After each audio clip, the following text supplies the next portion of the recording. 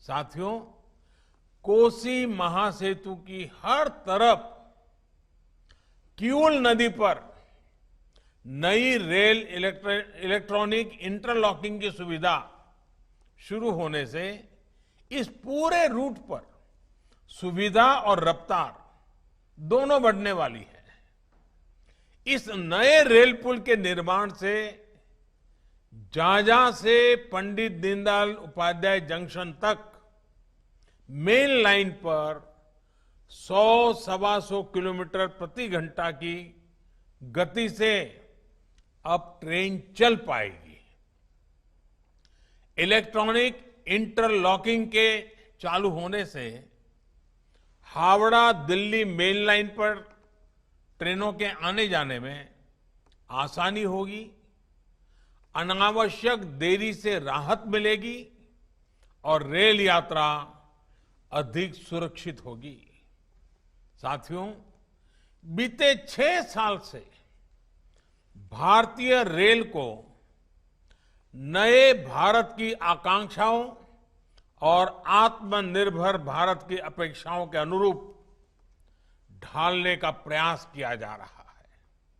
आज भारतीय रेल पहले से कहीं अधिक स्वच्छ है। आज भारतीय रेल के ब्रॉडगेज रेल नेटवर्क को मानव रहित फाटकों से मुक्त कर पहले से कहीं अधिक सुरक्षित बनाया जा चुका है। आज भारतीय रेल की रफ्तार तेज हुई है। आज आत्मनिर्भरता और आधुनिकता की प्रतीक वंदे भारत जैसी भारत में बनी ट्रेनें रेल नेटवर्क का हिस्सा होती जा रही है। आज देश के अनछुए हिस्सों को रेल नेटवर्क के साथ जोड़ने की, रेल मार्गों के चौड़ीकरण और बिजलीकरण की व्यवस्था का तेजी से विस्तार हो रहा है। साथियों, रेलवे के आधुनिकीकरण के इस व्यापक प्रयास का बहुत बड़ा लाभ बिहार को और पूरे पूर्वी भारत को मिल रहा है। बीते कुछ सालों में मेक इन इंडिया को बढ़ावा देने के लिए मधेपुरा में इलेक्ट्रिक लोको फैक्ट्री और मढ़ौरा में डीजल लोको फैक्ट्री स्थापित की गई। इन दोनों परियोजनाओं से बिहार में लगभग 44,000 करोड़ रुपए का निवेश हुआ है। ये सुनकर हर बिहारवासी को गौरव होगा कि आज बिहार में 12,000 हॉर्स पावर के सबसे शक्तिशाली विद्युत इंजन बन रहे हैं। बरौनी में बिजली के इंजनों के रखरखाव के लिए बिहार का पहला लोको शेड भी काम करना शुरू कर चुका है। बिहार के लिए एक और बड़ी बात यह है कि आज बिहार में रेल नेटवर्क के लगभग 90% हिस्से का बिजलीकरण पूरा हो चुका है। बीते 6 साल में ही बिहार में 3,000 किलोमीटर से अधिक के रेल मार्ग का बिजलीकरण हुआ है। आज इसमें 5 और प्रोजेक्ट जुड़ गए हैं। साथियों, बिहार में जिस तरह की परिस्थितियां रही है उसमें रेलवे लोगों के आने जाने का बहुत बड़ा साधन रही है। ऐसे में बिहार में रेलवे की स्थिति को सुधारना केंद्र सरकार की सर्वोच्च प्राथमिकताओं में से एक रहा है। आज बिहार में किस तेज गति से रेलवे नेटवर्क पर काम चल रहा है, इसके लिए मैं एक तथ्य देना चाहता हूं। 2014 से पहले के 5 सालों में लगभग 325 किलोमीटर रेल लाइन कमीशन हुई थी। आसान शब्दों में कहे तो 2014 के पहले के 5 सालों में बिहार में सिर्फ 350 किलोमीटर नई रेल लाइन शुरू की थी, जबकि 2014 के बाद के 5 सालों में बिहार में लगभग 700 किलोमीटर रेल लाइन कमीशन हो चुकी है। यानी करीब करीब 2 गुने से भी नई रेल लाइन शुरू हुई है। अभी करीब 1000 किलोमीटर नई रेल लाइनों का निर्माण तेजी से चल रहा है। आज हाजीपुर, गोसवर, वैशाली नई रेल लाइन के शुरू होने से वैशाली नगर, दिल्ली और पटना से भी सीधी रेल सेवा से जुड़ जाएगा। इस सेवा से वैशाली में पर्यटन को बहुत बल मिलेगा और युवा साथियों को नए रोजगार उपलब्ध होंगे। इस तरह इस्लामपुर नटेसर नई रेल लाइन से भी लोगों को बहुत फायदा होगा। विशेषकर बौद्ध मत को मानने वालों को ये नई सुविधा मिलने की इसकी काफी आसानी होगी। साथियों, आज देश में मालगाड़ी और यात्री गाड़ी दोनों के लिए अलग अलग ट्रैक बनाने की व्यापक व्यवस्था यानी डेडिकेटेड फ्रेट कॉरिडोर्स पर भी तेजी से काम चल रहा है। इससे बिहार में करीब 250 किलोमीटर लंबा डेडिकेटेड फ्रेट कॉरिडोर बन रहा है, जो बहुत जल्द पूरा होने वाला है। इस व्यवस्था से ट्रेनों में होने वाली देरी की समस्या भी कम होगी और सामान की ढुलाई में होने वाली देरी भी बहुत कम हो जाएगी। साथियों, जिस तरह से कोरोना के संकट काल में रेलवे ने काम किया है, रेलवे काम कर रही है, उसके लिए मैं भारतीय रेल के लाखों कर्मचारियों को, हमारे साथियों को उनकी विशेष प्रशंसा करता हूं।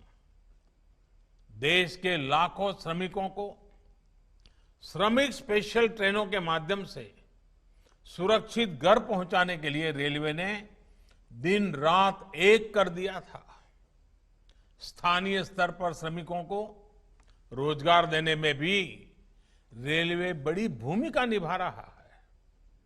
कोरोना काल में भारतीय रेल की यात्री सेवा भले ही कुछ समय के लिए रुक गई थी, लेकिन रेल को सुरक्षित और आधुनिक बनाने का काम तेज गति से चलता रहा।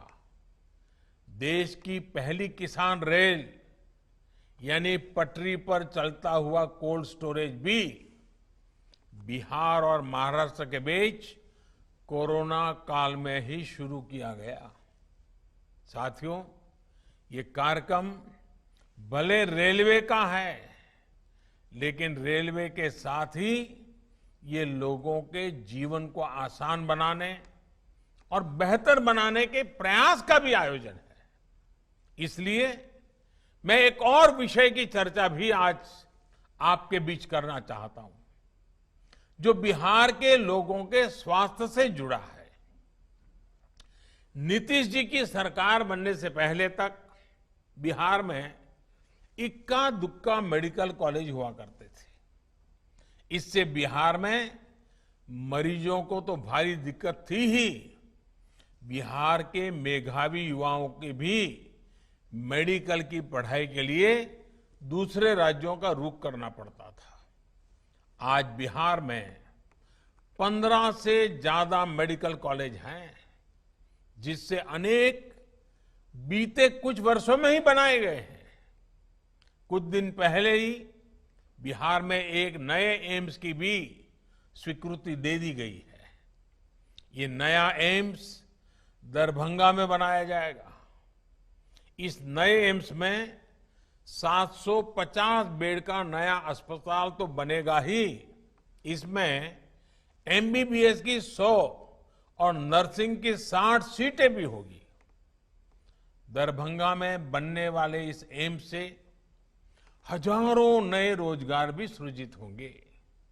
साथियों, देश के किसानों के कल्याण की दिशा में, कृषि सुधारों की दिशा में कल देश के लिए बहुत ही महत्वपूर्ण दिन था। कल विश्वकर्मा जयंती के दिन लोकसभा में ऐतिहासिक कृषि सुधार विधेयक पारित किए गए हैं। इन विधेयकों ने हमारे अन्नदाता किसानों को अनेक बंधनों से मुक्ति दिलाई है। आजादी के बाद किसानों को किसानी में एक नई आजादी देने का काम हुआ है। इन सुधारों से किसानों को अपनी उपज बेचने में और ज्यादा विकल्प मिलेंगे और ज्यादा अवसर मिलेंगे। मैं देश भर के किसानों को इन विधेयकों के पारित होने पर बहुत बहुत बधाई देता हूं। किसान और ग्राहक के बीच जो बिचौलिए होते हैं, जो किसानों की कमाई का बड़ा हिस्सा खुद ले लेते हैं, उनसे बचाने के लिए विधेयक लाए जाने बहुत आवश्यक थे। ये विधेयक किसानों के लिए रक्षा कवच बनकर के आए हैं। लेकिन कुछ लोग, जो लोग दशकों तक देश में शासन करते रहे हैं, सत्ता में रहे हैं, देश पर राज किया है, वो लोग किसानों को इस विषय पर भ्रमित करने की कोशिश कर रहे हैं, किसानों से झूठ बोल रहे हैं। साथियों, चुनाव के समय किसानों को लुभाने के लिए बड़ी बड़ी बातें करते थे, लिखित में करते थे, अपने घोषणा पत्र में डालते थे और चुनाव के बाद भूल जाते थे। और आज जब वही चीजें जो इतने दशकों तक देश में राज करने वाले लोगों के मैनिफेस्टो में है, वही चीजें भारतीय जनता पार्टी एनडीए सरकार कर रही है, किसानों को समर्पित हमारी ये सरकार कर रही है, तो ये भांति भांति के भ्रम फैला रहे हैं। जिस एपीएमसी एक्ट को लेकर अब ये लोग राजनीति कर रहे हैं, एग्रीकल्चर मार्केट के प्रावधानों में बदलाव का विरोध कर रहे हैं, उसी बदलाव की बात इन लोगों ने अपने घोषणा पत्र में भी लिखी थी। लेकिन अब जब एनडीए सरकार ने यह बदलाव कर दिया है, तो ये लोग इसका विरोध करने पर, झूठ फैलाने पर, भ्रम फैलाने पर उतर आए हैं। सिर्फ विरोध के लिए विरोध करने का ये एक के बाद एक अनेक उदाहरण सामने आ रहे हैं। लेकिन ये लोग ये भूल रहे हैं कि देश का किसान कितना जागृत है। वो ये देख रहा है कि कुछ लोगों को, किसानों को मिल रहे नए अवसर उनको पसंद नहीं आ रहे हैं। देश का किसान ये देख रहा है कि वो कौन से लोग हैं जो बिचौलियों के साथ खड़े हैं। साथियों, ये लोग एमएसपी को लेकर बड़ी बड़ी बातें करते थे, लेकिन कभी अपना वायदा पूरा नहीं किया। किसानों से किया ये वायदा अगर पूरा किसी ने किया है तो भाजपा एनडीए की वर्तमान सरकार ने पूरा किया है। अब ये दुष्प्रचार किया जा रहा है कि सरकार के द्वारा किसानों को एमएसपी का लाभ नहीं दिया जाएगा। ये भी मनगढ़ंत बातें कही जा रही हैं कि किसानों से धान, गेहूं इत्यादि की खरीद सरकार द्वारा नहीं की जाएगी। ये सरासर झूठ है, गलत है, किसानों के साथ धोखा है। हमारी सरकार किसानों को एमएसपी के माध्यम से उचित मूल्य दिलाने के लिए प्रतिबद्ध है। पहले भी थे, आज भी हैं, आगे भी रहेंगे। सरकारी खरीद भी पहले की तरह जारी रहेगी। कोई भी व्यक्ति अपना उत्पादन जो भी वो पैदा करता है दुनिया में कहीं भी बेच सकता है, जहां चाहे वहां बेच सकता है।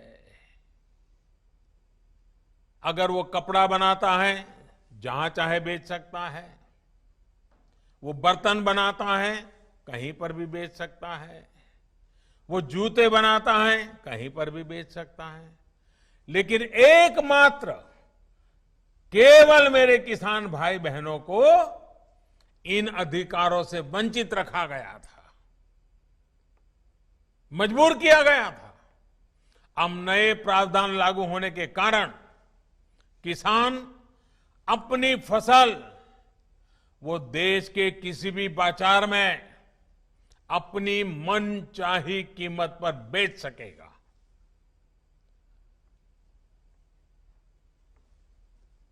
ये हमारे कोऑपरेटिव्स, कृषि उत्पादक संघ, एपीओस और बिहार में चलने वाले जीविका जैसे महिला स्वयं सहायता समूहों के लिए एक सुनहरा अवसर लेकर आया है। साथियों, नीतीश जी भी इस कार्यक्रम में मौजूद है। वो भली भांति समझते हैं कि एपीएमसी एक्ट से किसानों का क्या क्या नुकसान होता रहा है। यही वजह है कि बिहार का मुख्यमंत्री बनने के बाद अपने शुरुआती वर्षों में ही नीतीश जी ने बिहार में इस कानून को हटा दिया था। जो काम कभी बिहार ने करके दिखाया था, आज देश उस रास्ते पर चल पड़ा है। साथियों, किसानों के लिए जितना एनडीए शासन में पिछले 6 वर्षों में किया गया है, उतना पहले कभी नहीं किया गया। किसानों को होने वाली एक एक परेशानी को समझते हुए, एक एक दिक्कत को दूर करने के लिए हमारी सरकार ने निरंतर प्रयास किया है। देश के किसानों को बीज खरीदने में, खाद खरीदने में, अपनी छोटी छोटी जरूरतों को पूरा करने के लिए किसी से कर्ज न लेना पड़े, इसके लिए ही प्रधानमंत्री किसान कल्याण योजना शुरू की गई थी। इस योजना के तहत अब तक देश के 10 करोड़ किसानों के खाते में करीब करीब 1 लाख करोड़ रुपए, 1 लाख करोड़ रुपए सीधे किसानों के खाते में ट्रांसफर किए जा चुके हैं। कोई बिचौलिया नहीं। किसानों को पानी की दिक्कत ना हो, किसानों से अटकी पड़ी सिंचाई, दशकों से अटकी पड़ी सिंचाई, वो परियोजनाएं पूरी हो, इसके लिए प्रधानमंत्री कृषि सिंचाई योजना पर करीब 1 लाख करोड़ रुपए खर्च किए जा रहे हैं।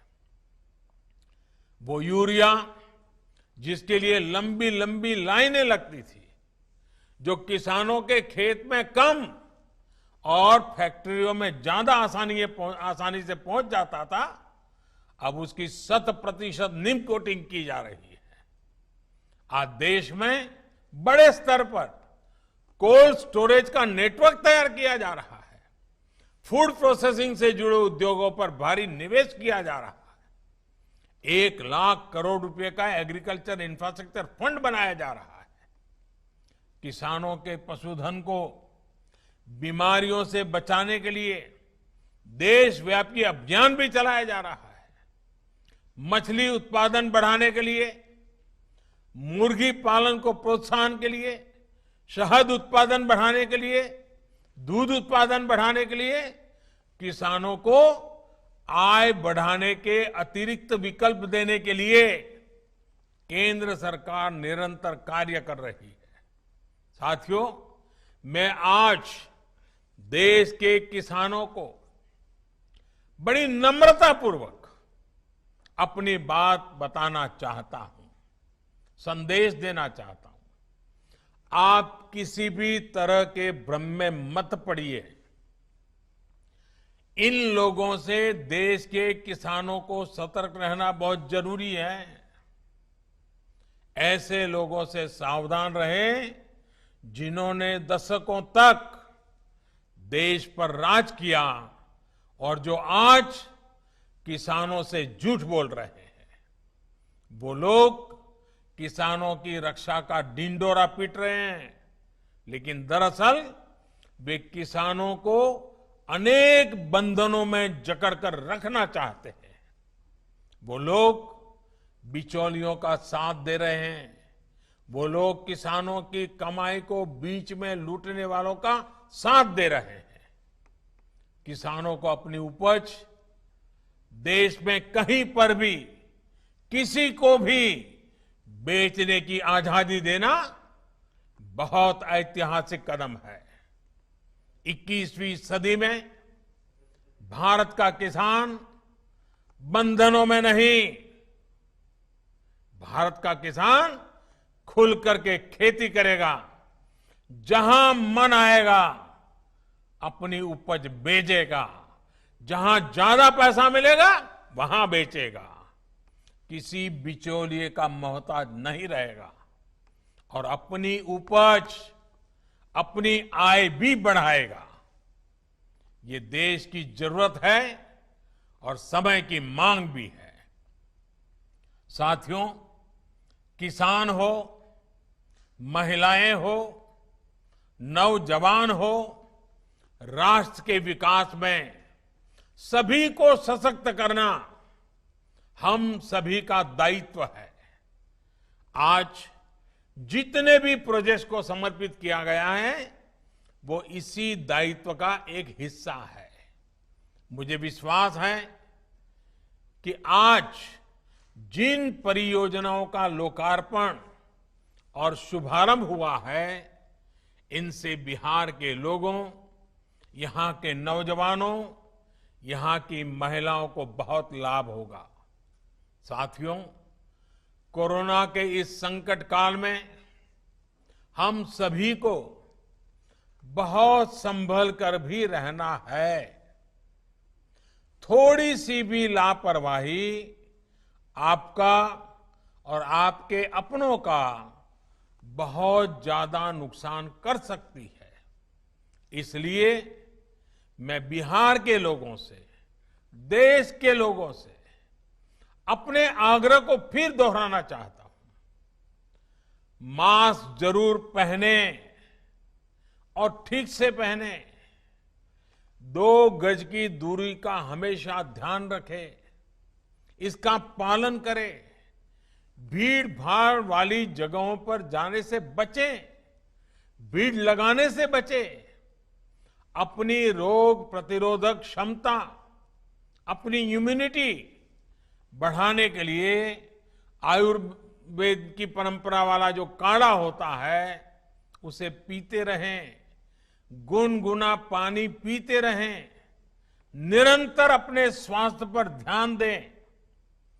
आप सतर्क रहिए, सुरक्षित रहिए, स्वस्थ रहिए, आपका परिवार स्वस्थ रहे, इसी कामना के साथ आप सबका बहुत बहुत धन्यवाद, बहुत बहुत शुभकामनाएं।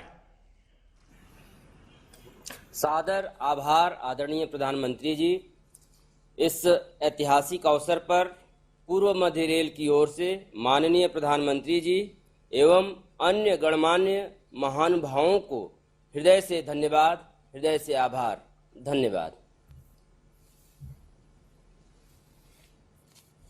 Shivagayatri enterprises distributors for submersible pumps మీ గృహ వ్యవసాయ పారిశ్రామిక నీటి అవసరాలకు స్పైరన్ మరియు కోర్సా సబ్మెర్సిబుల్ పంప్స్ మరియు distributors for water softeners, Himajal, RO plus alkaline water purifiers.